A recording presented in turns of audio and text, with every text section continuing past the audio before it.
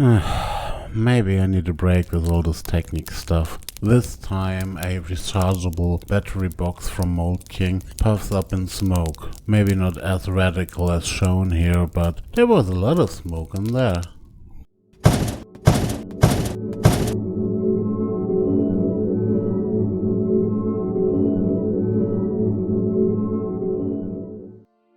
So hi there brick builders, today we are disassembling and opening a battery box from Mould King which was destroyed earlier by a big plume of smoke. So there's no reason not destroying it. That's why I start with some drilling at the holes of the screws, because I didn't have a small enough screwdriver. In the meantime I was told that in most sets Mould King delivers such a thing, but in mine there was none. It's a small Phillips set with a very narrow shaft, which none of that I had, so the drill was the solution. And by the way, and as a warning, this is a battery box with your lithium-ion battery inside, and therefore there is a lithium-ion battery inside, which are mostly just packed by some foil, by some plastic foil or metal foil, maybe both. And if you pierce them, you might face a little bit of a bonfire, so you've been warned. And if you might remember, there was a time when a lot of iPhones had such an issue, even without piercing anything or without stabbing or something like that.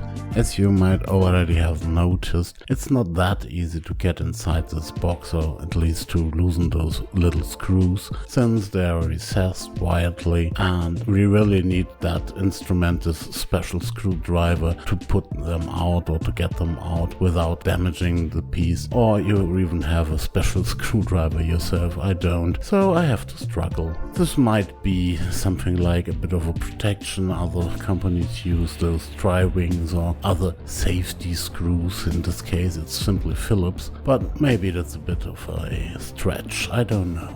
On a positive note, it's just those 4 screws to open the box. Once you've managed to open the box, you're greeted by the lithium-ion battery inside. This is connected with a connector to a board, to the motherboard of the box, which is also protected with a little sheet of plastic, just to avoid any shortages inside. So if you really want to put the thing together again, you really have to leave that sheet of plastic in place, just to avoid shortages and another puff of smoke in there.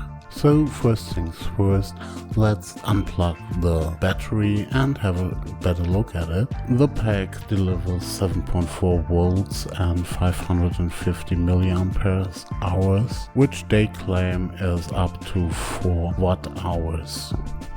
I myself don't trust this battery anymore. There have been smoke, there is some damage, and maybe the chemistry inside has also been damaged or something has been pierced or burned. So I don't want a little bit of a bomb inside of my sets here, so I'm gonna get rid of it. So after putting the battery onto one side, just go on with the main board here. The little plastic sheet is just held in by a bit of hot snot there where the battery cables also have been fixated. The board itself held to the front of the box with 2 screws, 2 of the same screws that the box was closed with. So unscrewing the thing and prying the board out with a bit of a spudger, at least with a plastic spudger or a screwdriver, will help just to put it out of the front of the box. That shouldn't be a big problem, since all that the board is held in now are the bit of pin headers like you know them from maybe a Pi, that are used to contact the upper contacts of the box. You just have to pull them out. Speaking of those pin headers are powered by 187180 OSO N-channel MOSFETs in a surface mount configuration. There are 4 of them, and there are 4 pin headers for each of them. 1 for the plus and the minus as a permanent source, and 1 as a switch source, as it is usual to power the motors and the lighting that will be plugged onto the box. Next to that a crystal, and next to that a blacked out out I see, I guess, a microprocessor that not only switches the MOSFETs and controls the charging of this box, but it seems that it also provides the computing power for the radio antenna to have a remote controlling the box. Then we have the USB plug where you can put in a USB power source and the switch that is used to switch the box on and off. All what we have seen so far looks fine, there's no real damage visible, which will change radically now. Here we got the region of the board where the battery box is connected to, mainly the B+, B-, and I guess it's a data line or sense line. And next to that we got some carnage on the board and some source for smoke. I guess there are some resistors, I guess they are resistors, you can't read them anymore, and maybe a capacitor, which also doesn't look any good anymore. I guess it's safe to say that that is the region where the smoke came from.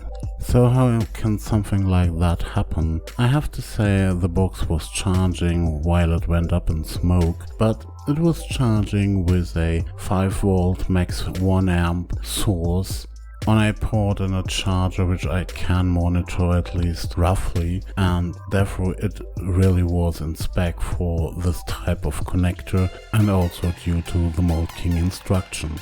The line it was connected to wasn't capable to do something like USB-C ports can do with 18V or more, so it wasn't something like a bad handshake that caused this.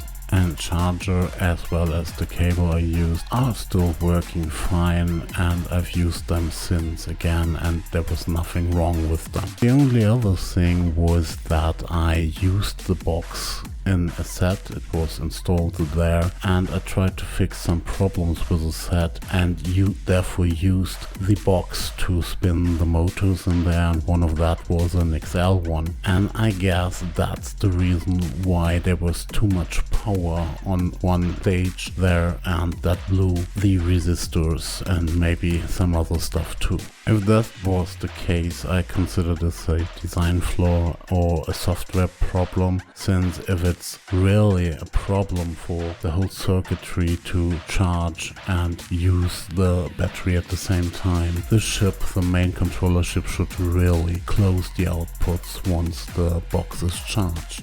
Do you agree with that solution, or did I something wrong myself, something other than using and charging the box at the same time? And what do you think of blowing the thing up instead of simply cutting the power? But that's it for this video. If you liked what you've seen, please press the like button. If you didn't like what you've seen, please press the dislike button, and maybe you could help me not doing some stupid things in the future. And if you want to have things like this, or mostly building sets and even technic sets, sometimes if I can manage to get them doing what they should, okay, please subscribe. So have fun building, have fun watching, have fun disassembling, and see you.